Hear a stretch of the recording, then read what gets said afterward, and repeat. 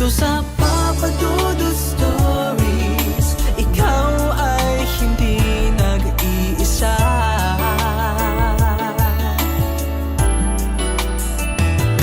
Dito sa Papa Dudut Stories, may nagmamahal sa'yo. Papa Dudut Stories, Papa Dudut Stories,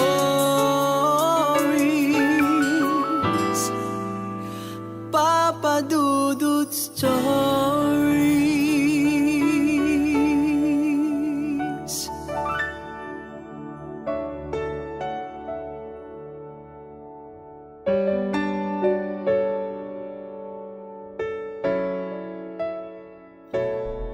Dear Papa Dudut, magandang araw po sa inyong lahat at sa lahat ng mga katulad ko na avid listeners ninyo. Sa inyong programa sa YouTube ay una kong napakinggan sa aking kaibigan at mula nga noon ay madalas ko na rin itong pinakikinggan. Nakakaaliw kasi at isa pa ay nakakatuwang makarinig ng iba't ibang kwento ng buhay na minsan ay nakakaiyak, nakakainis, nakakatawa at sa huli ay kapupulutan din naman ng aral. Itago niyo po ako sa pangalang Ferdy. Lumaki po ako sa bayan ng Bulacan. Mahirap lamang kami, Papa Dudut, pero hindi ko masyadong naranasang maging mahirap dahil ginawa naman ni nanay at ni tatay ang lahat ng kanilang makakaya para maibigay sa amin ang aming pangangailangan. Si nanay ay namasukang kasambahay sa isang mayabang pamilya na malapit sa amin. Stay out siya kaya sa gabi ay sa amin pa rin siya tumutuloy. Pag may pinaglumaang gamit sa bahay o kaya ay mga laruan, mga damit at kung ano-ano pa, ang mga amo ni nanay ay ibinibigay yon kay nanay. Kaya halos naranasan din namin ang mga laruang pangmayaman at mga damit na mamahalin. Kahit pa pinagsawaan na nila, ay masasabi ko namang halos bago pa rin at matino. Si tatay naman ay nagtatrabaho sa Kapitolyo sa bayan bilang isang driver. Panganay ako sa aming dalawang magkapatid. Ako at ang bunso naming si Julio. Nasa third year high school na ako noon nang makilala ko si Aya. Classmate ko siya at transferee. Maganda si Aya, Papa Dudut. Maputi siya at medyo mataas sa pangkaraniwang height ng mga babae. At ang mas nakatawag pansin, lalo sa kanyang mukha ay ang napakapula niyang labi at mahabang pilik mata. Isamaw pa ang light brown niyang mga mata. Maganda si Aya. Yun nga lang ay medyo boyish itong magkikilos. Nabalitaan ko pa nga na nag-transfer ito sa aming school dahil nabarkada ito sa dating pinapasukan nito. Nakasama sa mga illegal na frats kung tawagin. Madalas natitigan ko ang mukha ni Aya dahil gandang-ganda ako dito. Hanggang sa napansin ako ng aking classmate na si Buboy. Mula noon ay tinutokso na ako nito na crush ko daw si Aya. Dahil madalas daw ako nitong mahuli na napapatunganga sa pagtitig kay Aya. Hanggang sa kumalat na sa aming room na gusto ko si Aya. Sobrang hiyang-hiya ako noon, Papa Dudut. Hindi naman sa pagmamalaki. Madami din naman ang nagsasabi na may itsura ko. Matangkad at may kulay na mapusyaw. Hindi maputi, hindi maitim. Marami ang nagsasabi na mapang-akit daw ang aking mga mata. Dahil akala mo ay palaging nangungusap. Kaya madami ang nagsasabi na may killer eyes daw ako, Papa Dudut. Alam na ng buong klase na crush ko si Aya. Hanggang sa dumating ang aming intrams, may booth noon na kasal-kasalan. Yun bang huhulihin ka at ipoposas at dadalhin sa kunwari ay altar, tapos ay ikakasal kayo. Pinagkatuwaan kami ni Aya noon na iposas at kunwari ay ikakasal. Nakita ko noon sa mukha ni Aya ang pagkairita at pagkainis. Pagkatapos ng kunwari ay kasal, Sinabi sa amin na you may now kiss the bride. Sobrang pula ko noon at hindi ko alam ang gagawin ko. Nakita ko naman na sumimangot na si Aya. Kahit sa pisngi lang, sigaw pa noon ang isa sa mga nandon. Nagsisigawan sila sa amin sa panunukso. Ang sabi ko pa kay Aya ay kung pupwede ba, kahit daw sa pisngi lang. Inambaan agad ako ng suntok ni Aya at ang sabi niya ay subukan ko daw na halikan siya at makakatikim daw ako ng suntok sa kanya. Pero sa pagkantsaw nila ng kiss ay tinulak ako ng isa sa mga kaklase ko. Dahilan papadudot para magkadikit ang aming mukha ni Aya.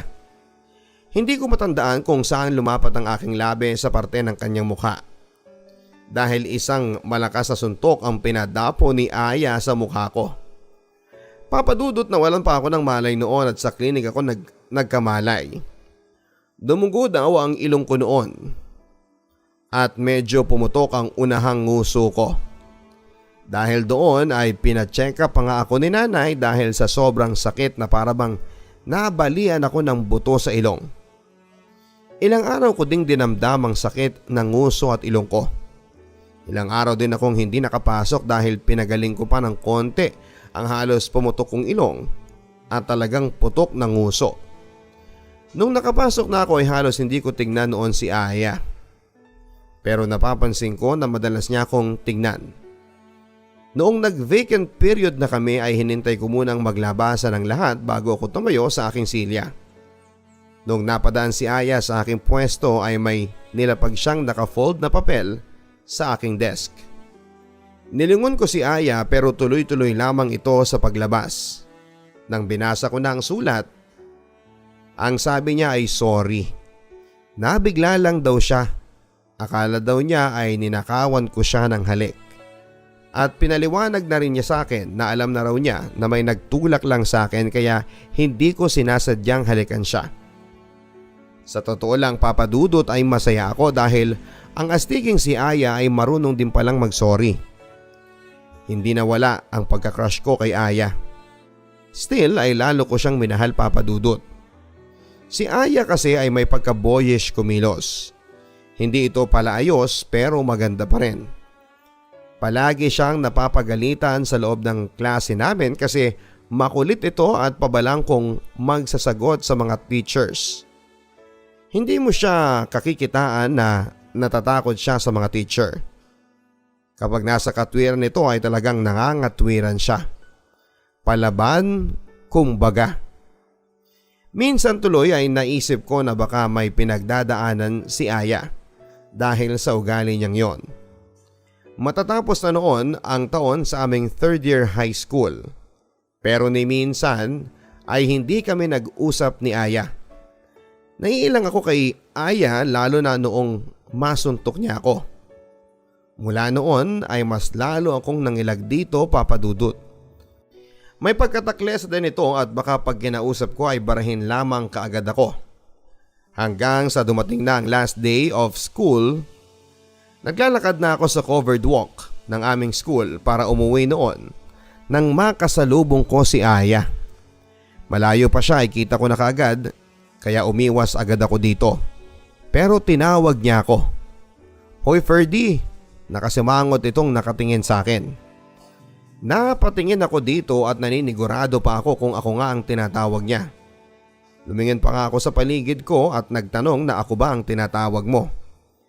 Pero pabalang ang naging sagot niya. Hindi, yung anino mo. Siyempre ikaw, paismid na sabi niya. Napakamot ako sa aking ulo habang natatawa na lamang. Tinanong niya ako kung pauwi na ba ako at ang sagot ko naman ay oo. Ang sabi naman niya ay wag daw muna akong umuwi at samahan ko daw siya. Ayaw pa raw niyang umuwi dahil boring daw sa bahay nila. Maaga pa naman noon dahil last day of school year na namin yon. Kaya naman maaga na kaming pinauwi. Tumambay kami sa isang park ni Aya. Nilibre ako ni Aya ng ice cream and cone, banana Q at sago gulaman. Hiyang-hiya ako noon at ang sabi ko ay ako na ang magbabayad pero nagagalit lang siya sa akin. At siya daw ang nagaya kaya siya daw ang bahala sa akin. Napakakalog ni Aya. Puro siya pagbibiro at kalokohan. Ako naman ay parang napalagay na ang kalooban sa kanya. Tuwang-tuwa ako noon dahil natitigan ko na ng husto ang mukha niya habang nagsasalita ito at nagkukwento ng kung ano-ano. Sayang nga lang, bakit kasi kung kailan last day of school year na. Saka pa nangyari nagkalapit kami ng loob ni Aya. Ang tagal kong hinintay at inasam-asam na kahit man lang ngitian sana ako ni Aya sa aming eskwelahan ay mangyari. Pero eto ngayon, kasama ko na si Aya sa isang romantic place na park. Nagkwekwentuhan kami at masayang nagtatawanan. Naiinis ako at nangihinayang kasi last day of school year na. 6:30 na noon ng hapon. Malapit ng dumilim. Napatingin si Aya sa langit. Ang sabi ni Aya, "Gabi na, halika na, ihahatid na kita." Nanlaki ang mga mata ko, Papa Dudut, dahil kalalaki kong tao ay ako pa ang ihahatid ni Aya. Ang sabi ko ay bakit kailangan ako ang ihatid niya. Dapat siya ang ihatid ko kasi babae ito at ako ang lalaki. Kung ihahatid niya ako ay aabuti na ito ng gabi sa daanan sa pag-uwi niya. Pero nagalit lamang si Aya at kung hindi daw ako papayag na ihatid niya ako ay baka masuntok lang daw niya ako. Ang sabi ko ay papayag ako na ihatid niya ako pero ihahatid ko din siya sa... Pumayag na rin si Aya dahil naging makulit na ako. Habang naglalakad kami ni Aya patungo sa sakayan, ang sabi sa akin ni Aya ay ganyan ba talaga ang mga mata mo? Ang sabi ko ay bakit? Kasi daw ay parang may magnet. Ha? Anong magnet? Papa Dudut, alam ko ang ibig sabihin ni Aya pero kunwari ay hindi ko alam. Papa Dudut, noon pa man ay marami ang nagsasabi sa akin na ang mga mata ko ay may taglay na mapang-akit, lalo daw sa babae. Kasi parang palaging nangungusap ito. Hindi naman sa pagmamayabang, Papa Dudut, pero simula pa nung elementarya, marami na ang nagkaka-crush sa akin. At isa ang mga mata ko sa mga nagugustuhan nila. Ang iba ay lantarang kong magsabi, ang iba naman ay nababalitaan ko na lang sa iba. Wala. Ang sabi na lang ni Aya. Hinatid ako ni Aya sa bahay at gusto ko sanang papasukin muna si Aya pero tumanggi na ito. Ipinasok ko lang ang aking bag sa loob at hinatid ko na rin si Aya sa kanila. Pero hindi ko nakita ang bahay nila dahil sa may malapit na kanto sa kanila ay pinaalis na niya ako. Malapit na raw doon ang bahay nila at kaya na niyang umuwing mag-isa. Papa Dudut, masayang masaya ako noon kasi nakasama ko at nakausap ko na si Aya. Sayang nga lang at bakasyon na. Mabait naman pala ito at sayang nga lang at kung kailan last day na ng school year ay saka pa nangyaring nagkalapit kami ni Aya. Lalo kong binahal si Aya sa mga sumunod na araw ay miss na miss ko na nga agad ito. Pero after 1 week ay nagulat ako dahil may naghahanap daw sa akin. Nang tignan ko ay nanlaki ang mga mata ko dahil si Aya yon. Niyaya niya ulit akong mamasyal sa park, Papa Dudut. Napadalas na nga ang pagpunta ni Aya sa amin. Madalas ay namamasyal kami ni Aya. Madalas ay sa park kami nag-uubos ng aming oras na magkasama at masaya. Madalas din na sa bahay siya minsan, inaabot pa nga ito ng gabi sa bahay. At doon na rin naghahapunan. Magiliw na magiliw si nanay at si tatay kay Aya. Palibasa kasi wala silang anak na babae. Kaya masayang masaya si nanay at tatay kapag nasa bahay si Aya. Palaging sinasabi ni nanay na kapag nasa bahay daw si Aya ay asikasuhin daw namin ng maigi. Kaya naman napalagay na rin ang loob ni Aya sa aming bahay. Naging close si nanay at si tatay kay Aya. Madalas natulungan ni Aya si nanay sa pagluluto sa aming hapunan noon at madalas na magkwentuhan sila. Si tatay ay nakakalaro ni Aya ng madalas sa chess at dama. Nakikita ko kay Aya na parang sabik na sabik si Aya sa pagmamahal ng mga magulang. Si Aya, Papa Dudut, ay nasa pangangalaga ng kanyang lola. Ang ina niya ay nasa Canada nagtatrabaho bilang nurse. Ang kanyang ama naman ay may sarili ng pamilya dahil hiwalay na ang ama at ina niya. Pero ang sabi ni Aya ay sinusustentuhan pa rin daw siya nito. Dati ay sa isang private school siya nag-aaral pero dahil nabarkada ito ay nilipat siya sa aming school na public. Yun daw ang punishment na ibinigay sa kanya ng kanyang lola. Masayang-masaya ako noon Papa Dudut kapag wala sa bahay si Aya ay panayang tukso sa akin ni tatay. Nang hina ko daw dahil hindi ko man lang maligawan si Aya. Ang sabi ko naman ay magkaibigan lang talaga kami ni Aya. Pero hindi naniniwala si tatay. Ang sabi ni tatay ay imposible daw na hindi ko man lang nagugustuhan si Aya dahil ang ganda-ganda raw nito. Ano daw ba ako? Bakla? Natatawa na lamang ako noon Papa Dudut kung alam nga lang ni tatay na sobrang gustong gusto ko nang ipagtapat kay Aya na matagal ko na siyang gusto.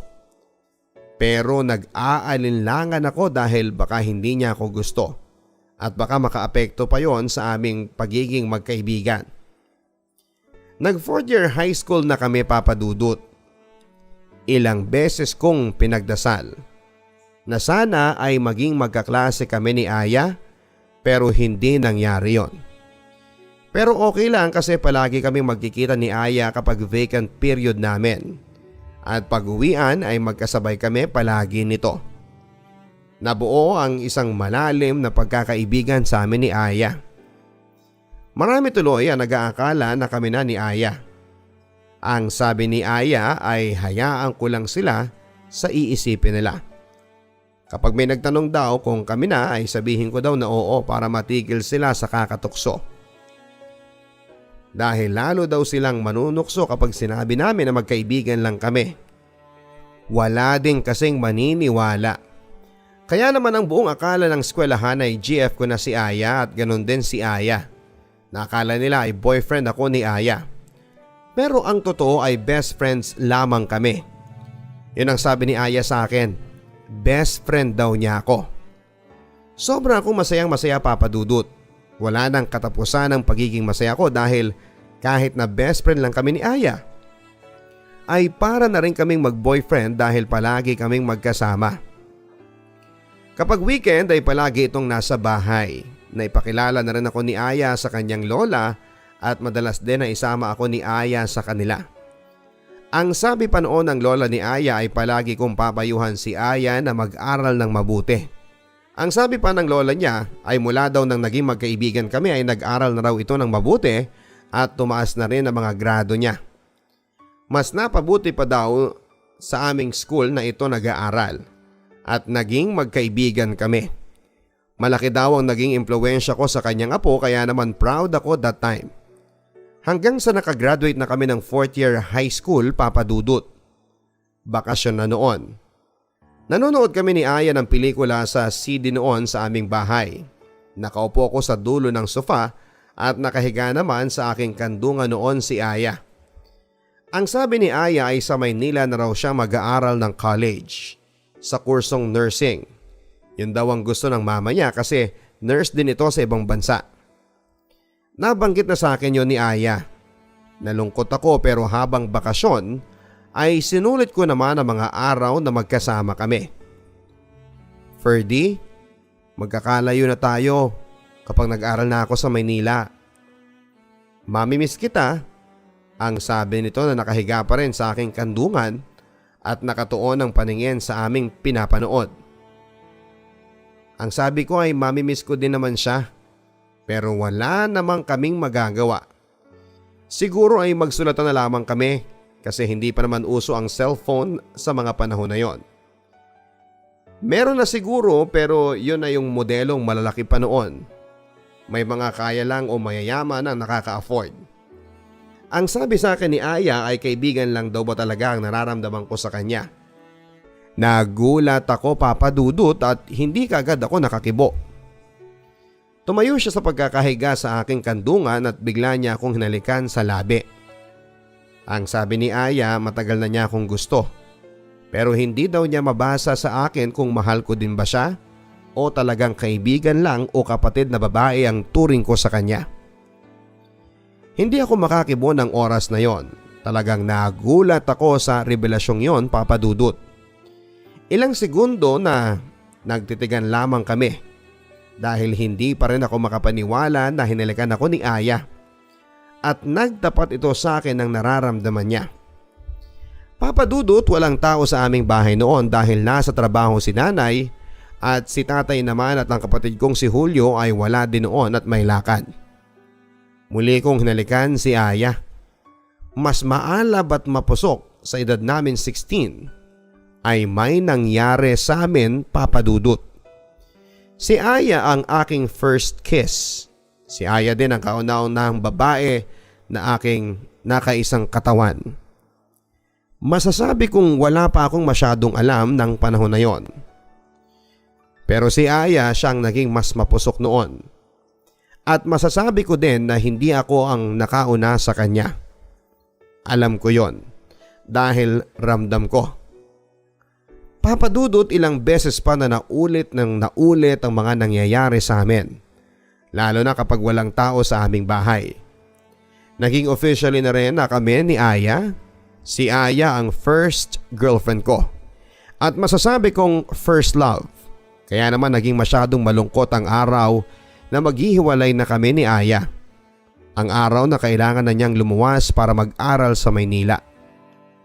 Papa Dudut, nag-iiyakan kami ni Aya. Sobrang lungkot ko noon dahil nasanay na kaming halos araw-araw kaming magkasama. At ngayon ay magkakalayo na kami. Ang sabi ni Aya ay papasyal na lang siya kapag weekend. Total ay malapit lang naman ang Bulacan sa Maynila. Papa Dudut, sa mga unang araw at linggo na hindi ko nakakasama si Aya ay sobrang lungkot ko. Dahil magkalayo na kami ni Aya. Mabuti na lamang at pasukan na at itinuong ko ang aking atensyon sa pag-aaral. Kumuha ako ng kurso na mechanical engineering. Ang sabi ni Aya tuwing weekend ay uuwi siya dito pero hindi nangyari. Sumulat si Aya sa akin at ang sabi niya ay ayaw siyang payagan ng kanyang tita na umuwi dito sa Bulacan tuwing weekend. Doon kasi siya nakatira sa tita niya habang nag-aaral. Pero nagbigay siya ng landline number at madalas nga, Papa Dudut, na kapag weekend ay sa telepono na lamang kami madalas na mag-usap. Palagi ako nagtatabi ng extra money para may pantawag ako kay Aya sa mga payphone. Sa una ay okay naman ang aming communication, Papa Dudut. Masaya at palagi kami nagkwekwentuhan ng mga nangyayari sa amin. Pero nang tumagal ay palagi nang wala si Aya kapag tatawag ako sa mga tita niya. Kesyo may lakad daw, nasa school, tulog, dumalas na hindi ko na siya nakakausap. At minsan ay naabutan ko siyang makausap ay parang wala pa ito sa mood. Puyat daw siya at wala pang tulog. Medyo naiinis na ako noon, Papa Dudut, dahil noon nga lang kami nagkausap ay parang wala pa ito sa mood. Nasabi ko tuloy na siguro ay may bago na siyang ibang lalaking pinagkakaabalahan. Nagalit si Aya sa akin at puro daw ko hinala. Pati ang effort kong mag-ipon ng pera para may pangtawag sa kanya every weekend ay naisumbat ko pa sa kanya. Na kesyo hindi ako nakauna sa kanya. Alam kong hindi ako nakauna sa kanya, Papa Dudut, kahit na first time ko yon. Kaya ang sabi ko ay kung sino-sino sigurong lalaki ang nagdadaan sa kanya. Na hindi ko siya kailanman mapagkakatiwalaan. Umiyak lang nang umiyak si Aya at binagsakan niya ako ng telepono. Papa Dudut, nang maibaba naming pareho ang telepono ay inis na inis ako, pero after lang ng ilang minuto na nakatayo ako sa gilid ng payphone na yon ay bigla akong nakonsensya at bigla ay sising-sisi ako kung bakit ko ba nasabi ang mga bagay na yon kay Aya. Muli kong tinawagan si Aya pero pinsan na nito ang sumagot ng telepono at ang sabi ay wala daw doon si Aya. Alam ko na sobra kong nasaktan si Aya. Sa katunayan ay gusto kong pukpukin ang ulo ko. Sising-sisi ako kung bakit ko nagawa ang mga bagay na yon. Mula nga noon, Papa Dudut, ay hindi ko na nakausap si Aya. Tuwing sinusubukan ko siyang tawagan ay hindi na niya ako kinakausap. Umiiyak ako palagi sa gabi bago matulog. Oo, lalaki ako. Pero sobra akong nasasaktan sa kinahantungan ng aming relasyon. Naging masyado akong matabil ng mga panahon na yon. Sana pala ay kinimkim ko na lamang ang selos at inunawa ko si Aya. Papadudot, halos 4 na buwan akong sumubok gumawa ng paraan para makausap ko si Aya. Pero lagi akong bigo. Hanggang sa napagod na ako at sinuko ko na si Aya. Siguro nga ay ganun lang kadali na bitawan ako ni Aya. Siguro nga ay may iba na siyang pinagkakabalahan. Kaya natitiis niya ako at tuluyan na rin kinalimutan. Sobrang sakit at lungkot pero kailangan. Nawalan na nga kami ng communication ni Aya, Papadudot. Walang malinaw na usapan o closure. Hanggang minsan bakasyon na noon sa unang taon bilang college. Hindi sinasadya na makita ko ang isa naming kaibigan ni Aya noong high school. Si Mildred, nagkumustahan kami at nabanggit niya na nandito sa kanila ngayon si Aya. Kasama daw nito ang boyfriend niya na taga Maynila. Ang gwapo nga daw at di kotse pa. Sabi pa sa akin ni Mildred ay hindi man lang daw niya nabalitaan na nag-break na kami ni Aya. Nalaman na lang daw niya nang makita niya si Aya at ang boyfriend nito na nakatambay sa park. Kasi daw ay nandun daw sila noon ng kanyang boyfriend kaya hindi sinasadya na nagkita sila. Kumain pa nga daw silang 4 at hinatid sa kanila ng kotse ng boyfriend ni Aya. Pinipilit kong ngumiti, Papadudot, kay Mildred pero sa totoo ay gustong gusto ko nang sumabog ng dibdib ko sa mga nabalitaan ko kay Aya. Akala ko noon ay nakamove on na ako kay Aya. Pero hindi pa pala. Dobleng sakit pa nga ang nararamdaman ko nang malaman kong may iba na pala itong boyfriend. Ang sakit-sakit, Papadudot. Pero wala na akong magagawa. Kinalimutan na niya ako kaya dapat lang nakalimutan ko na rin siya. Ayoko na makarinig pa ng kahit na anong balita mula kay Aya. 3rd year college na ako noon, Papadudot. Mabilis na lumipas ang ilang pang taon pero pag naaalala ko si Aya ay nasasaktan pa rin ako. Oo, mahal ko pa rin siya. Nagkaroon ako ng ilang nakarelasyon pero hindi kasing intimate ng feelings na naramdaman ko kay Aya. Papadudot, graduating na ako noon. Nasa huling taon ng aking kurso nang magulat ako. Isang hapon na umuwi ako galing eskwelahan. Naabutan ko si Aya sa aming bahay, nakakwentuhan ng aking bunsong kapatid at sinanay. Ewan ko ba pero biglang kumabog ang dibdib ko at parang gustong kumawala ng puso ko. Ilang segundo na nagkatitigan lamang kami ni Aya at para ba akong napako sa kinakatayuan ko sa may pintuan. Ehem, ang sabi pa ng kapatid ko. At noon ay lumabas muna ng bahay. Si nanay naman ay nagpaalam muna kay Aya na magluluto at sinabihan pa niya si Aya na doon na maghapunan. Nagkausap kami ni Aya. Tumambay kami sa aming terrace. Ang sabi ni Aya ay miss na raw niya ang pamilya ko. Kinumusta niya ako at ang sabi ko ay okay lang. Papadudod, sa pagkikita namin ni Aya ay muling nanumbalik ang tibok ng puso ko. Huli ko nakita si Aya ay noong magkahiwalay kami na mag-aral na siya ng college sa Maynila. Nag-iyakan pa nga kami noon. Ibang-iba na si Aya ngayon. Lalo itong pumuti at gumanda. May kaunti na rin itong makeup at medyo nagkalaman na rin ang payat nitong pangangatawan. Lalong sumeksi at pino na itong kumilos. Halos hindi ako makapagsalita ng mga oras na yon. Ang sabi ni Aya, kalimutan na namin ang mga nangyari sa aming nakaraang relasyon. Sana raw ay maging magkaibigan kaming muli. Humingi din ako ng sorry sa lahat ng mga nasabi ko. At sa pag-uusap namin ay nagkaroon kami ng tinatawag na closure. Papadudot, ang sabi ni Aya, ako pa rin ang best friend niya. Sana raw ay maibalik namin ang dating pagiging matalik na magkaibigan. Ang sabi ko naman ay oo, pero deep inside ay mahal na mahal ko pa rin si Aya. Hindi po nagbago ang feelings ko sa kanya mula noon hanggang sa ngayon. Ang sabi ni Aya ay napahinto siya sa pag-aaral dahil aminado siyang nagkamali na naman siya. Nabarkadang muli sa mga kaibigan na mali Natutong manigarilyo, mag-inom at pati ang illegal na drugs ay natikpan niya. Pinalayas daw siya ng tita niya sa bahay at pinauwi sa lola niya. Buti ka pa, gagraduate ka na. Nakangiti pang titig sa akin ni Aya. Napangiti lang ako at ang sabi ko ay sayang, gagraduate na rin sana siya. Pinayuhan ko siya na sana'y maging seryoso na siya sa buhay. Matatanda na kami at hindi habang buhay na puro pasarap lang. Niyakap pa nga ni Aya ang kanang braso ko at inihilig ang kanyang ulo sa aking balikat. Yan ang namis ko sa iyo, bes eh. Napakaseryoso mo talaga sa buhay. Thank you kasi palagi kang nandyan. Nakangiti pa niyang sabi. Ako naman, Papa Dudut, ay kilig na kilig. Biglang tumayo ang aking mga balahibo sa katawan. Sa pagdidikit ng katawan namin ni Aya ay gustong gusto ko siyang yakapin ng mahigpit at halikan pero nagpigil ako. Hindi kaibigan lang ang nararamdaman ko sa kanya. Mahal ko pa rin si Aya.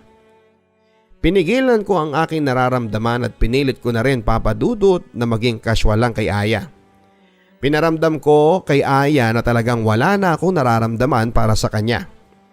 Naulit na palagi na namang nasa bahay si Aya. Minsan o madalas nga ay sinusundo pa ako ni Aya sa school na pinapasukan ko. Minsan gumagawa na ako ng paraan para iwasan si Aya. Minsan sinasabihan ko si Aya na huwag niya akong puntahan sa school kasi may nililigawan akong babae at baka ma-misinterpret ka ako nang nililigawan ko na GF ko siya. Sumunod naman ito. Pero sa totoo lang ay wala akong nililigawan. Minsan ay kinausap ko pang barkada kong babae na mag-pretend kami na GF ko siya. Pumayag naman agad ito. Alam ko na pupunta na naman si Aya sa bahay dahil linggo yon. Maghapon na naman ito doon. Kaya maaga akong umalis at sinundo nga si Carrie, ang barkada kong babae. Pagdating namin sa bahay ay pinakilala ko si Aya kay Carrie. Tawa kami ng tawa noon ni Carrie at kunwari ay sweet na sweet kami ni Carrie. At halos hindi namin pansinin si Aya. Kaya ang ginawa ni Aya ay umuwi na lamang ito. Pero nakaramdam din ako ng konsensya. Parang nagsisisi pa yata ako sa ginawa ko. Pero sa isang sulok ng isip ko ay madalas na tumatanggi ako at sinasabi kong may lakad kami ni Carrie kapag niyayaya ako ni Ayang mamasyal. Mas pinipili ko na tumambay sa iba kong tropa kapag weekend dahil alam kong tatambay na naman si Aya sa bahay at maghapon ito na nandun. Iniwasan ko ng maigi si Aya. Pinakita ko sa kanya na hindi na tulad ng dati na kaya niya akong mahulog sa kanya. Hanggang minsan ay umuwi akong medyo nakainom, gabi na noon, mga 10:00 na yata ng gabi. Naiinis si nanay noon na naghihintay sa akin. Pinagalitan pa nga ako dahil umuwi akong lasing. Baka daw may magkursonada sa akin sa daanan. Ang sabi ni nanay ay sa salas daw ako matulog. Si Julio ay nasa kwarto raw nila tatay sa lapag matutulog. Nagtaka pa ako, Papa Dudut. Magkasama kami ng kapatid ko sa isang kwarto. Ang sabi ko ay bakit? Nasa kwarto raw namin si Aya at dito raw matutulog dahil wala itong makakasama sa bahay nila. Lumuwas daw ng Maynila ang lola at isang tita ni Aya. Baka daw bukas na makabalik kaya dito raw muna matutulog si Aya. Nainis pa ako ng time na yon dahil antok na ako sa hilo. Sinabihan pa ako ni nanay na maligo daw muna ako bago humiga sa sofa at ang baho-baho ko daw. Amoy alak daw ako. Nagdadabog pa ako noon na binalibag ang bag ko sa sofa at pumasok na sa CR. Ang sabi ko pa kay nanay ay pakiabot na lang ng tuwalya. Papadudot nang nakaligo na ako ay naalala ko nga pala na nasa kwarto ko si Aya. Nakatapis lang ako ng towel noon at papasok ako sa aking kwarto para magbihes. Bahagyan na naman ako nakaramdam ng inis noon. Sabi ko pa sa sarili ko na istorbo talaga itong babaeng ito. Patay na ang ilaw sa kwarto nang pumasok ako. Kinapa ko ang ilaw at binuksan ko yon. Nakita kong nakatagilid si Aya at medyo nakatalikod sa side ko. Naka-shorts lang ito ng super ikli at nakasando ng manipis. Naaninag ko rin mula sa likuran niya na wala na marahil itong bra. Bigla ay nakaramdam ako ng kakaiba at bigla na namang tumayo ang aking balahibo. Sandali ko pa siyang pinagmasdan at kumuha na ako ng damit para magbihe sana. Pero bago pa yon ay nagising si Aya at pupungas-pungas na tumingin sa akin. Tumihaya si Aya at naaninag ko ang kanyang dibdib na walang panloob. Napansin niya tayo ni Aya pero imbes na takpan niya ito ay bumangon ito at itinaas ang kanyang damit. Ang sabi ni Aya ay alam daw niyang miss na miss ko na ang mga yon. Papadudot, hindi na ako nakapagpigil pa. Muli ay may nangyari. Naulit yon, Papadudot. Madalas at sa pagkakataong yon ay masasabi kong mas naging mapusok si Aya. Siya palagi ang nagyayaya at mas gusto niya na kung saan kaming sulok ng bahay. Yung bang nagmamadali at baka may dumating dahil minsan nasa kusina kami, sa dining sofa, sa CR at sa kung saan. Naging kami muli ni Aya, Papadudot. Magmula nang maging kami ulit ay madalas nang makita ko si Aya na naninigarilyo sa harapan ko. Nung una ay pinapagalitan ko siya. Ako nga kalalaki kong tao ay hindi ko natutunan ng magsigarilyo, siya pang babae. Pero kalaunan ay hindi ko na rin ito napigilan pa at wala akong nagawa. Papadudod, sinabi ko kay Aya na hindi nagbago ang pagtingin ko sa kanya mula noong una ko siyang nakita noong 3rd year high school pa lamang kami. Hanggang ngayon ay lalo ko siyang minahal. Inamin ko rin na gusto ko siyang iwasan noon dahil ayoko nang masaktan niyang muli. At inamin ko rin na hindi talaga kami ni Carrie na pinalabas ko lang yon. Pero ngayon sa bandang huli ay kami rin pala ulit. Naging masaya kaming muli, Papadudot. Tulad noon ay dobleng saya ang naramdaman ko kay Aya. Maliban nga lang sa naging bisyo na nga niya ang pag-i-smoke at paminsan-minsan ay pag-iinom. Minsan ay nagawa namin na one-on-one kami sa pag-iinom ni Aya. Siya pa ang nagyaya. Kesa sa iba ang makainuman niya ay ako na lang, at least ay boyfriend niya ako. At alam kong mas safe siya pag ako ang kasama niya. Hanggang sa nakagraduate na ako, kinausap ako ng mama at lola ni Aya na piliting bumalik sa pag-aaral si Aya. Ayaw na kasing bumalik ni Aya sa pag-aaral. Naging kontento ito na palaging nakabuntot sa akin at halos sa bahay na namin nakatira. Alam na rin ng mga pamilya ni Aya na boyfriend niya ako. Pero ang naging kondisyon ni Aya ay papayag siyang bumalik sa pag-aaral basta't magkasama or makakasama niya ako sa Maynila. Papadudot, ipinasok ako ng tita ni Aya sa isang kumpanya na may kinalaman sa pagde-develop ng mga parts at piyesa ng mga mamahaling sasakyan. Nagsama kami sa isang bahay ni Aya. Ako ay nagtatrabaho at si Aya naman ay nag-aaral. Alam yon ng aming pamilya. Si Aya ang may gusto na magsama na kami. Hindi naman tumutol ang pamilya ni Aya at ito ang gusto ni Aya. At para sundin niya rin ang gusto nila na ipagpatuloy ang pag-aaral niya. Palagi kong pinapayuhan si Aya na mag-aral ng mabuti at magseryoso na sa buhay niya. Iwasan ang mga bisyo at higit sa lahat ay masasamang barkada at masamang impluwensya. Ang sabi ko ay hindi na kami bumabata, Papadudot. Ang sabi ko pa kay Aya kapag nakaipon na ako ay pakakasalang ko na siya. Kapag pareho na kaming kumikita ay pagtutulungan naming ipatayo ang bahay na gusto niya.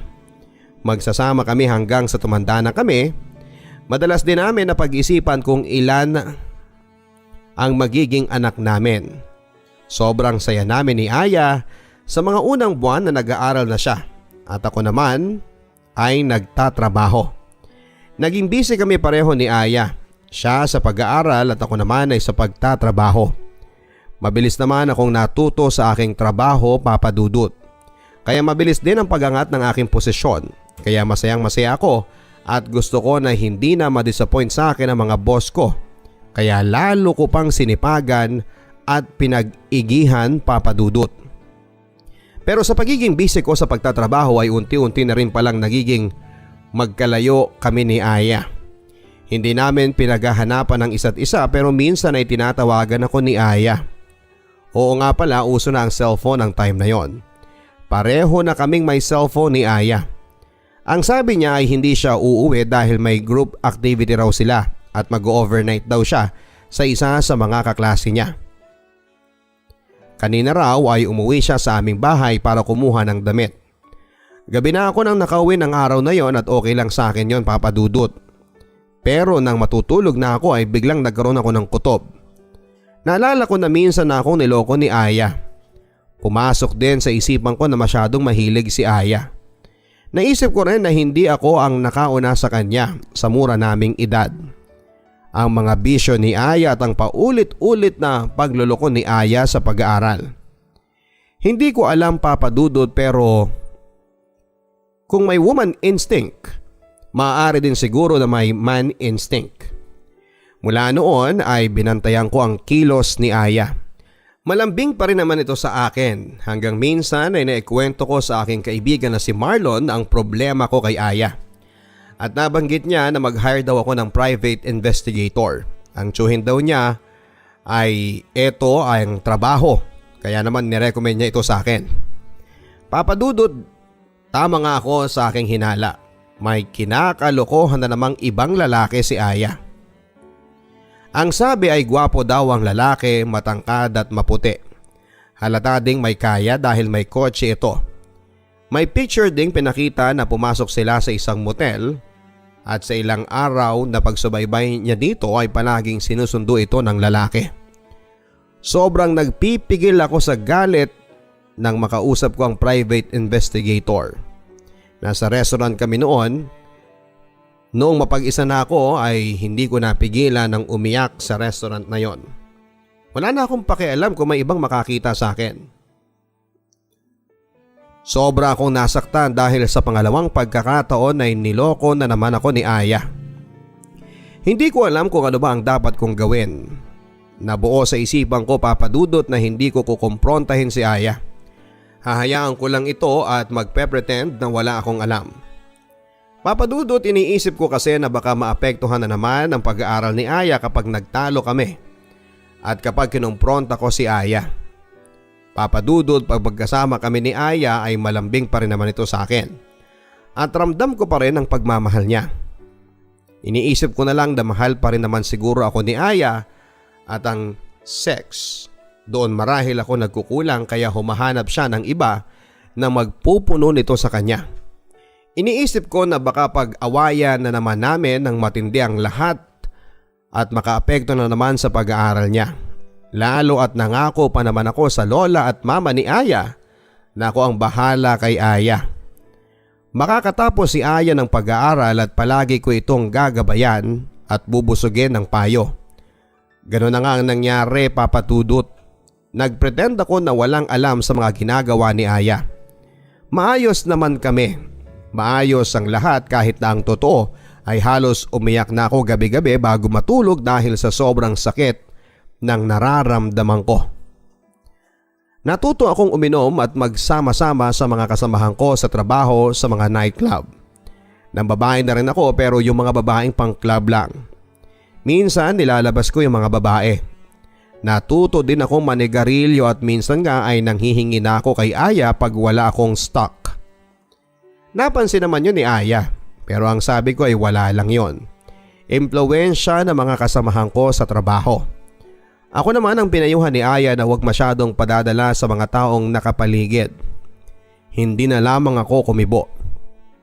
Hindi ko lang masabi na dahil sa'yo kaya ako nagkakaganito. Dahil sa stress ko sa'yo, sa mga alak, sigarilyo, barkada at babae, doon ko na itutuon ang lahat para panandalian kong makalimutan ang lahat. Papa Dudut, nakagraduate na nga si Aya. Masayang masaya si Aya at ang sabi niya ako ang naging inspirasyon niya sa lahat. Pinasalamatan din ako ng mga kaanak ni Aya dahil daw sa akin ay naituwid ko daw si Aya. Ang dating matigas ang ulo na si Aya ay eto na ngayon nakatapos na ng pag-aaral. Dahil daw lahat ng yon sa akin. Papa Dudut, dahil sa tuwa ng mama ni Aya at lola niya ay kinausap nila kami ni Aya na magpakasal na raw kami kahit na civil wedding lang muna. Tuwang-tuwa noon si Aya, Papa Dudut. Niyaka pa ako nito at panay thank you ni Aya sa mama niya dahil binigyan na kami nito ng bendisyon para magpakasal. Ang sabi ni Aya ay sobrang gustong-gusto na raw niyang ikasal kaming dalawa dahil mahal daw niya ako. Ako ay kunwaring tuwang-tuwa din, pero deep inside ay parang unti-unti nang nawawala ang pagmamahal ko kay Aya.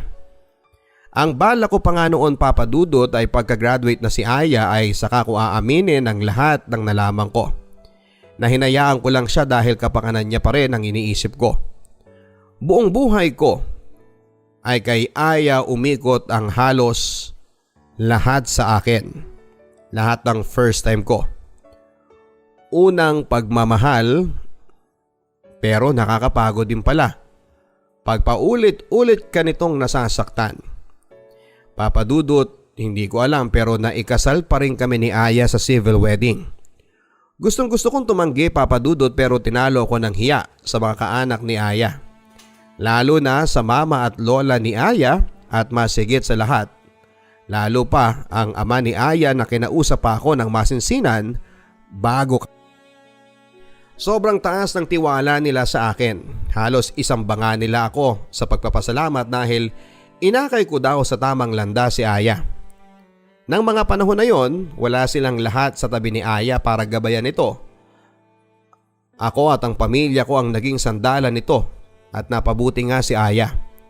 Mataas ang tingin nila sa akin, Papa Dudut, kaya hindi na ako nakatanggi pa sa pagpapakasal kay Aya.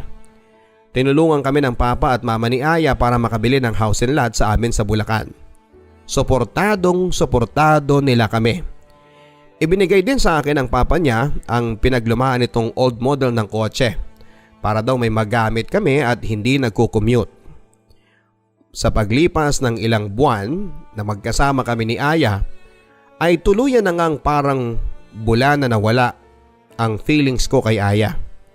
Nag-volunteer nurse si Aya sa isang ospital sa Maynila at ako naman ay mas lalong naging busy sa aking trabaho. Nagkaroon kami ng kanya-kanyang buhay at mas lalong nawalan kami ng time sa isa't isa. Kapag nagkakaroon naman kami ng time ay ramdam ko pa rin ang pagiging malambing ni Aya sa akin. At naging mas masikaso ito sa akin. Hindi ko nakakakitaan o naringgad man lang siya ng pagreklamo sa malamig na pakikitungo ko dito at sa hindi ko pagsiping sa kanya. Hindi ko alam, Papa Dudut, pero napakahirap na para sa akin na pakitunguhan siya. Alam kong ramdam na rin ni Aya yon, pero wala akong naririnig na reklamo mula sa kanya.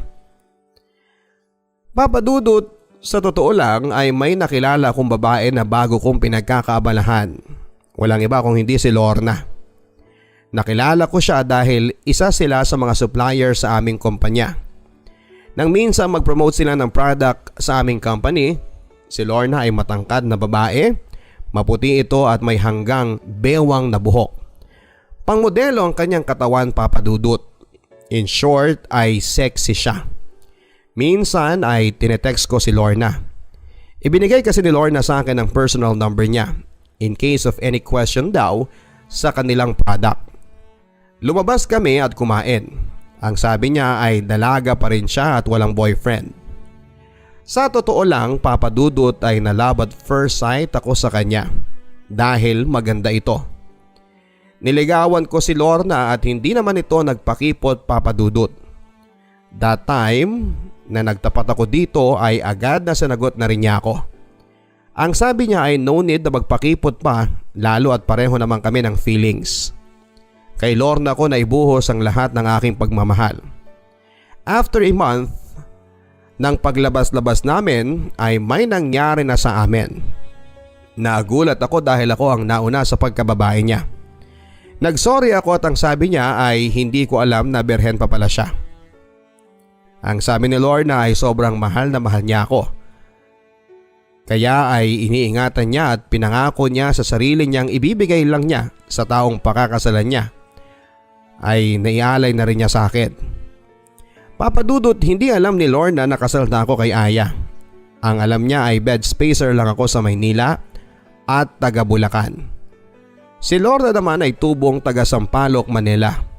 Nakaramdam ako ng kurot sa aking konsensya dahil sa pagsisinungaling ko dito na binata pa ako. Mahal na mahal ko na rin si Lorna. Minsan nga ay naiisip ko na hiwalayan na ng tuluyan si Aya para kay Lorna. Pero iniisip ko ang sasabihin ng pamilya ni Aya.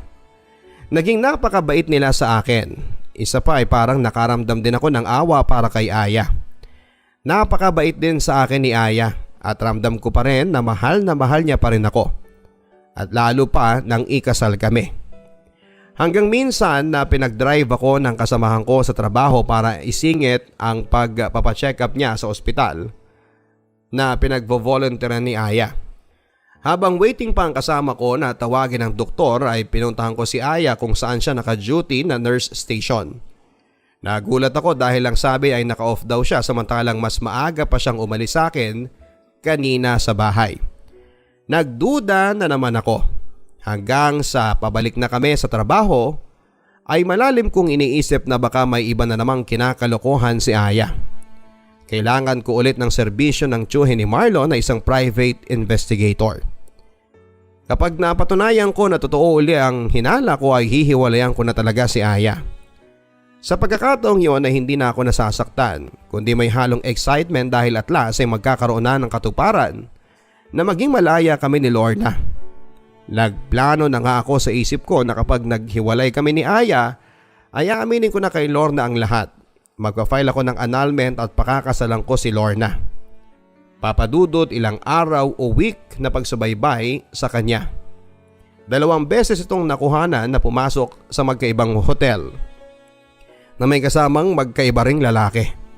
Bukod pa ang minsang sumama ito sa bahay ng isa niyang kasamahang lalaki na nurse sa bahay nito.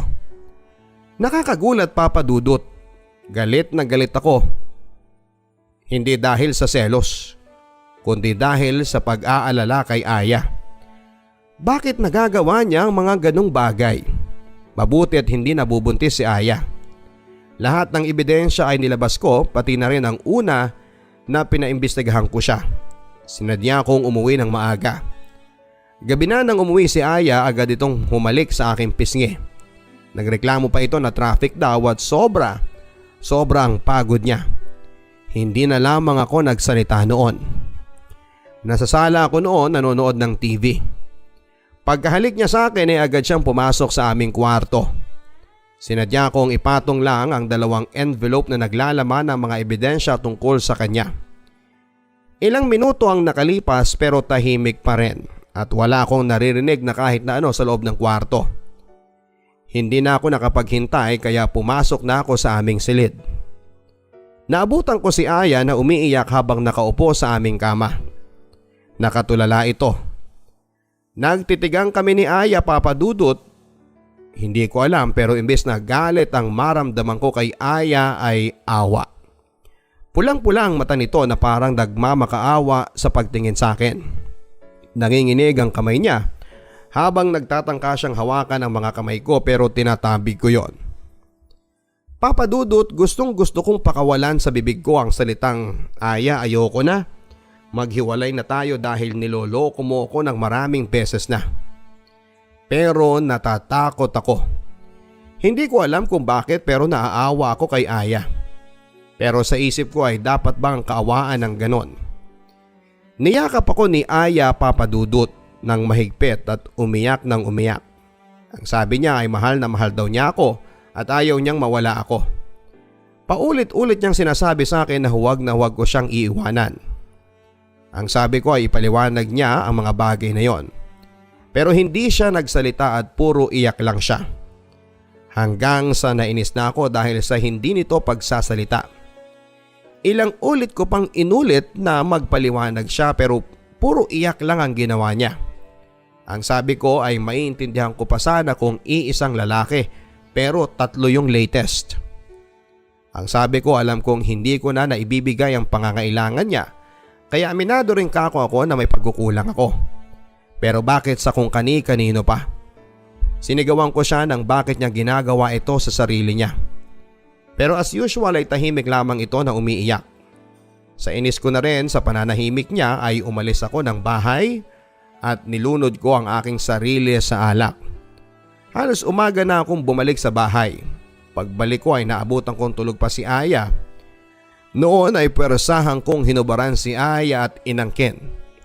Sobrang tagal na rin na hindi ko yon nagagawa kay Aya. Ramdam ko ang bawat pagtugon ni Aya sa ginawa ko. Naging mapupusok ang bawat galaw namin, Papa Dudut. Muli ay parang nakaramdam na naman ako ng kakaiba. May pagmamahal pa akong nararamdaman kay Aya. Hindi kami pumasok ng araw na yon kinaumagahan. Ilang beses na ulit ang pagniniig namin ni Aya ng araw lang na yon. Papa Dudut, hindi ko maintindihan ang sarili ko at bakit bigla-bigla ay si Aya na ulit ang laman ng puso ko. Bakit kahapon lang ay si Lorna pa rin ang laman nito? Sobrang gulong-gulo ako. Ang sabi ni Aya ay patawarin ko siya sa mga kasalanan niya. Sobrang mahal na mahal niya ako at lumuhod pa nga ito sa akin at umiyak. Sobrang pinakita niyang sising-sisi siya.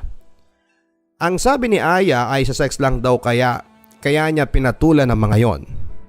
Pero ang puso niya ay sa akin lang hanggang mamatay siya. At sa kabilang buhay niya ay ako lang daw ang mamahalin niya. Aminado akong malaki din ang pagkukulang ko sa kanya sa bagay na yon, kaya halos hindi din ako makaimik. Sa muli naming pagkikita ni Lorna ay sinadya ko na may mangyari muli sa amin para kapain ang aking puso sa nararamdaman ko para sa kanya. Pero Papa Dudut, mahal ko talaga si Lorna. Panatag ako sa kanya at buo ang tiwala ko. May peace of mind ako sa kanya. Pero kay Aya, mabigat ang aking loob. Naguguluhan ako, Papa Dudut, kaya minabuti kong mag-open up sa aking kaibigan na si Marlon. Siguro ay malaki din ang nagawa niyang payo sa akin na hiwalayan ko na si Aya ng tuluyan. Baka awa na lang daw at panghihinayang sa aming matagal na naging samahan ang aking nararamdaman. Malaki ang tiwala sa akin ng pamilya ni Aya, baka daw nagsasama lang ang lahat ng yon, kaya naguguluhan ako. Pero ang katulad daw ni Aya ay hindi na dapat pang pagkatiwalaan. Masasaktan daw si Aya kung talagang mahal ako nito. Pero lilipas din ang lahat at matatanggap din daw nito ni Aya sa bandang huli. Isa pa, si Aya din ang may malaking parte ng pagkakamali. Papa Dudut, mabigat sa loob ko pero nabuo na ang pasya ko na kausapin ang masinsinan si Aya at makipaghiwalay na rito ng maayos. Mula nang may mangyari uli sa amin ni Aya, ay palagi na itong maagang umuwi sa bahay. Lalo itong naging sweet sa akin at mas madalas pang ipagluto niya ako ng hapunan at breakfast na dati naman ay hindi niya ginagawa. Pero hindi na naulit pa ang sipingan ko siya. Mula sa huli kaming nagniig, kumakain kami, Papa Dudut, ng hapunan, tahimik kaming pareho. Iniisip ko kung paano ko sisimulang kausapin si Aya para makipaghiwalay. Tapos na kaming kumain pareho, sinimulan ko nang kausapin si Aya. Ang una kong nasabi ay sorry Aya. Pero hindi ko na matatagalan ito. Nagpaliwanag ako kay Aya at ang sabi ko ay maghiwalay na lamang kami ng maayos para sa ikakatahimik ng lahat. Sinabi ko rin na halos wala na akong nararamdaman sa kanyang pagmamahal. Patawarin ka ako niya ako pero yon ang mas mabuting gawin namin, ang maghiwalay na lamang.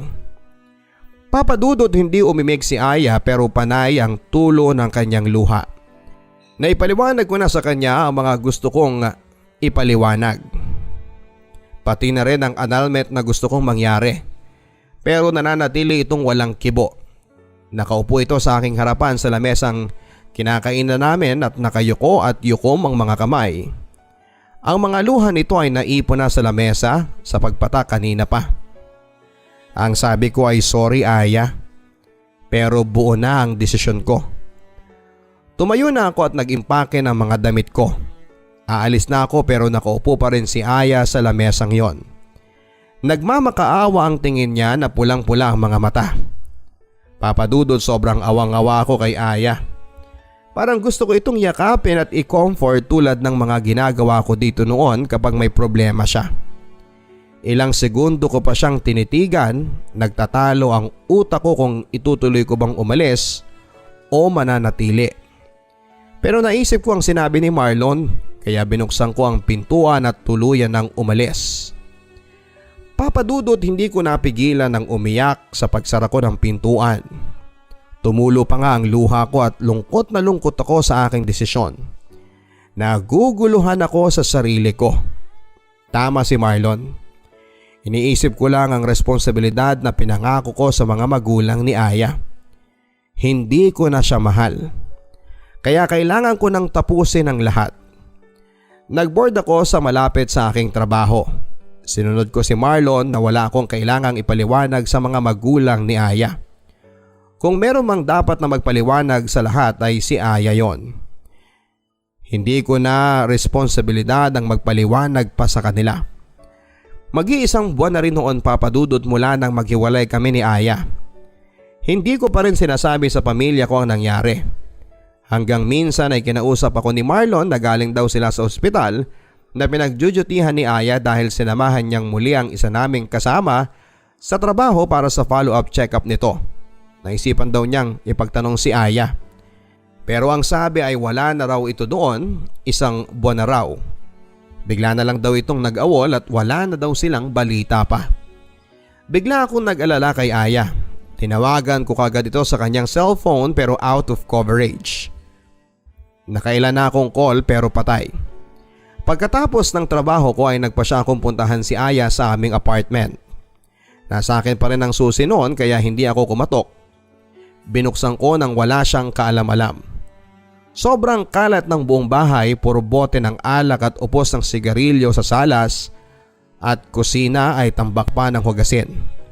Binuksan ko ang aming kwarto at naabutan kong nakatulala si Aya. Nakaupo ito sa kama at nakatitig sa pader. Ni hindi ito nagulat sa aking pagbukas ng pinto. Ni hindi man lang siya tumingin sa akin at sobrang baho na ni Aya. Ilang araw na yatang hindi naliligo.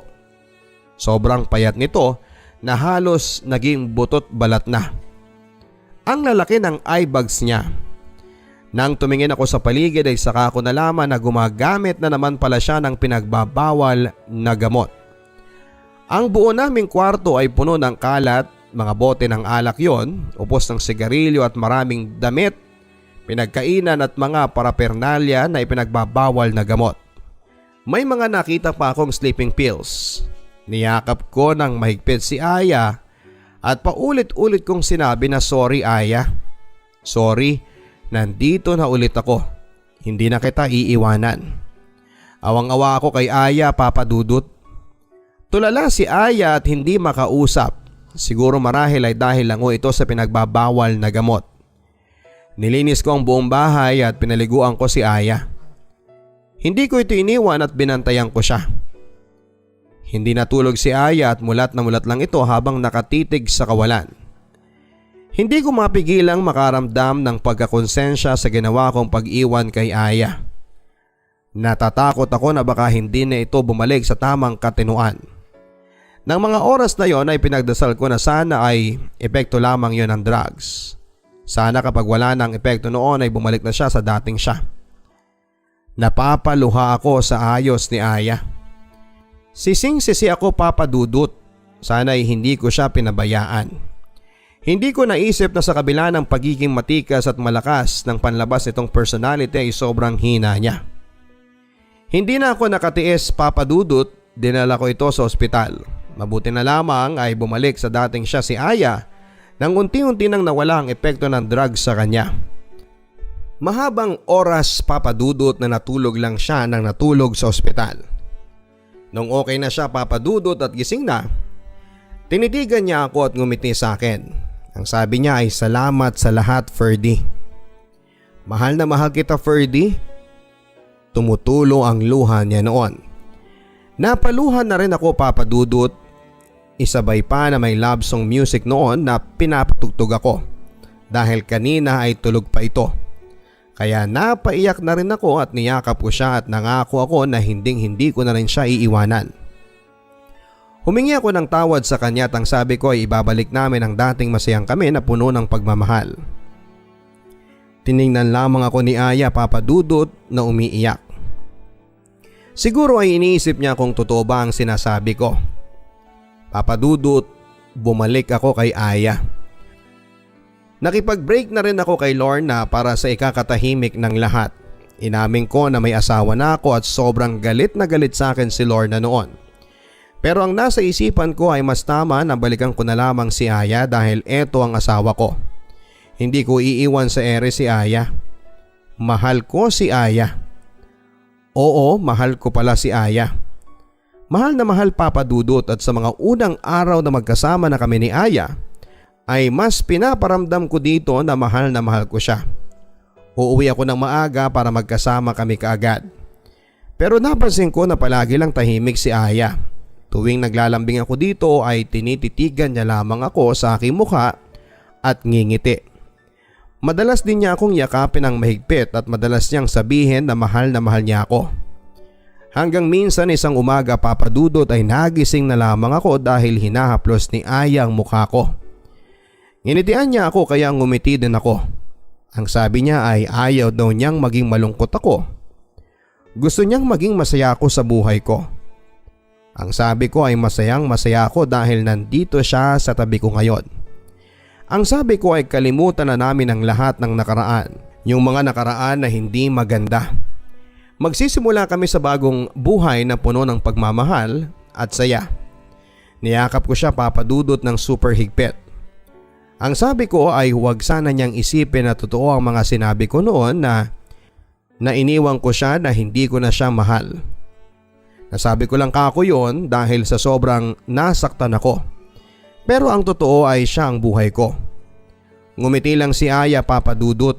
Lagi ko daw tatandaan na mahal daw niya ako. Gusto raw niya na maging masaya ako palagi. Ang umagang yung Papa Dudut ay puno ng aming pagmamahalan. Inihatid ako ni Aya sa pinto bago ako pumasok. Hinalikan niya ako ng maalab na maalab. Bago sinabing palagi kang mag-iingat at mahal na mahal kita. Bago ko patakbuhin ang sasakyan ay kumaway sa akin si Aya. Nakangiti ito at nag-flying kiss pa. Papa Dudut, masayang masaya ako ng araw na yon. Pero hindi ko alam na ang araw na yon din pala. Ang araw na hindi ko makakalimutan sa buong buhay ko. Mag-aalas 6 ng hapon nang umuwi ako sa bahay, maaga yon sa pangkaraniwang kong uwi na madalas ay alas 7 o alas 8 ng gabi. Excited ako na umuwi palagi ng maaga dahil kay Aya. Kumatok ako ng ilang ulit, nakasanayan ko ng kumatok dahil nasa bahay lang naman palagi si Aya. Mula nang bumalik ako dito dahil huminto na nga ito sa pag-volunteer nurse. Nakailan na akong katok pero walang sumasagot. Mabuti na lamang at palagi pa rin akong may dalang susi. Pagbukas ko ng bahay, patay pa rin ang ilaw. Madilim na sa buong bahay at tinawag ko pa rin si Aya. Pero walang sumasagot. Binuksan ko ang ilaw sa salas at wala akong marinig na sagot ni Aya. Pumasok ako sa aming kwarto, napakadilim sa aming kwarto. Kaya binuksan ko ang ilaw. Papa Dudut, gulat na gulat ako sa pagkalat ng liwanag sa aming kwarto. Para akong tatakasan ng malay sa mga nakita kong bumulaga sa akin. Si Aya ang pinakamamahal kong si Aya. Bigla ay nag-flashback ang lahat sa akin. Ang mga unang araw nang una kong makita ang napakagandang si Aya.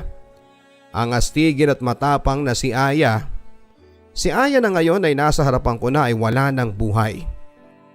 Nagbigti si Aya gamit ang lubid sa aming sampayan sa likod ng bahay. Isinabit niya ito sa natutuklap ng kisame sa aming kwarto. Papa Dudut, halos mawala na ako ng malay at takasan ng bait. Hindi ko alam kung iiyak ba ako o sisigaw at halos huminto ang tibok ng puso ko sa nakikita ko sa aking harapan. Hindi ko alam na kaya itong gawin ni Aya. Maayos na kami Papa Dudut pero bakit niya pa ginawa ito? Nanginginig ang buong katawan ko noon at halos hindi ako makagalaw. Papa Dudut, nag-iwan ng sulat si Aya sa ibabaw ng aking unan at ang sabi niya ay patawarin ko siya sa lahat ng mga naidulot niyang sakit sa akin. Mahal na mahal daw niya ako at magiging tunay na malaya na raw ako dahil kailanman ay hindi niya ginustong ikulong ako sa buhay niya. Ang sabi pa niya ay alam daw niya na may bago na akong minahal. Kaya gusto raw niyang maging masaya ako. Nagpapasalamat din siya sa akin at sa pamilya ko sa lahat ng ginawa ko, Papa Dudut. Inaamin din niya sa sulat niya na may sakit siyang nymphomaniac kung saan ay may abnormal na pagkakahilig sa sex o hindi makontrol na pagkahilig sa sex. Hindi daw niya ginusto yon pero minsan o madalas na hindi niya makontrol ang sarili niya. Kaya nakikipagtalik siya kung kani-kanino. Hindi daw niya ito maipagtapat sa akin dahil natatakot siyang iwan ko siya. Madaming ibinilin sa akin si Aya. Mas magiging masaya daw siya sa kabilang buhay kung magiging masaya ako. Nag-iwan din siya ng sulat para sa kanyang lola at mama. Puro paghingi yun ng tawad at pasasalamat at ang pagsasabi din na kahit matigas daw ang ulo niya ay mahal na mahal niya sila. Papadudot ng mga oras na yon ay iyak ako ng iyak. Sobrang sakit at lungkot ang nararamdaman ko. Sana noon pa man ay pinagtapat na sa akin ni Aya ang kondisyon niya. Mas maiintindihan ko sana si Aya at tinulungan ko sana siya na intindihin at magpatingin sa espesyalista tungkol dito. Wala po akong alam sa sakit na tinutukoy ni Aya pero nabasa ko sa Google na may treatment at medication naman sa ganong klase ng sakit. Pero wala na akong magagawa dahil wala na siya. Huli na ang lahat. Sana pala ay inintindi ko siya. At hindi ako nagpadalos-dalos sa iniisip kong baka malandi si Aya at mahilig sa lalaki. Sana mas nanaig sa akin ang pagmamahal niyang ipinakita sa akin para mag-obserba sa kanya. Sana pinilit ko siyang magpaliwanag sa akin tungkol sa mga natuklasan ko. Sana hindi ko siya sinigawan at sinabihan ng kung ano-ano. Bagkos ay inintindi ko sana siya. Pero hanggang puro sana lang ako. Papadudot ngayon ay 39 years old na ako. 14 years na po ang nakakalipas mula nang iwan ako ni Aya. Sa ngayon ay kasal na kami ni Lorna at may 2 anak na lalaki at babae. At pareho na po kami nagtatrabaho ni Lorna sa Dubai. Nabuntis ko pala si Lorna noong iwan ko siya. Mabuti na lamang po at nag-cross muli ang aming landas pagkatapos ng 2 taon na iniwan ko siya. Pinaliwanag ko po sa kanya at ikinuwento ang lahat ng nangyari. Nag-try po ako noon na hanapin si Lorna pero wala na siya noon sa trabaho at lumipat na rin sila ng bahay sa Sampaloc noon. Kaya natagalan bago ulit kami nag-cruise ng landas. Sa ngayon ay alam kong masayang masaya si Aya kung saan man siya naroon. Dahil masaya na rin ako ngayon sa buhay ko.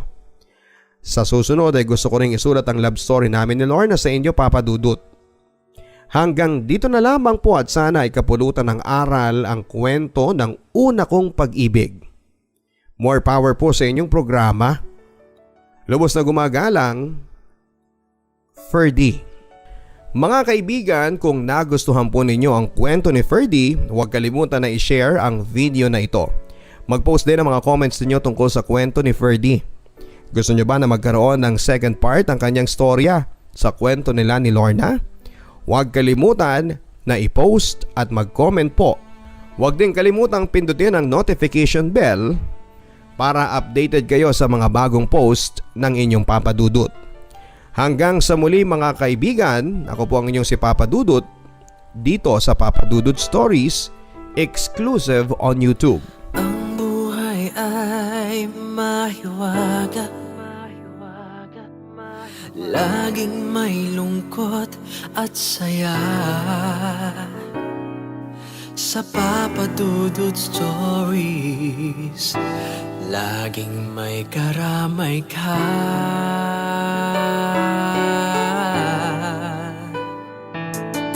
Mga problemang kay bigat, dito ay pakikinggan ka.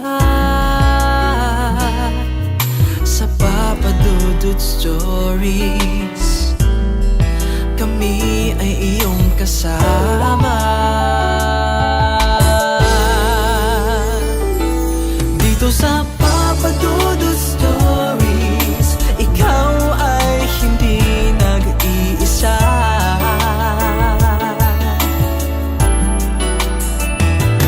Dito sa Papa Dudut Stories, may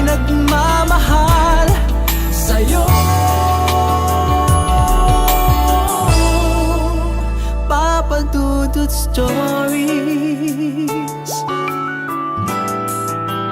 Papa Dudut Stories.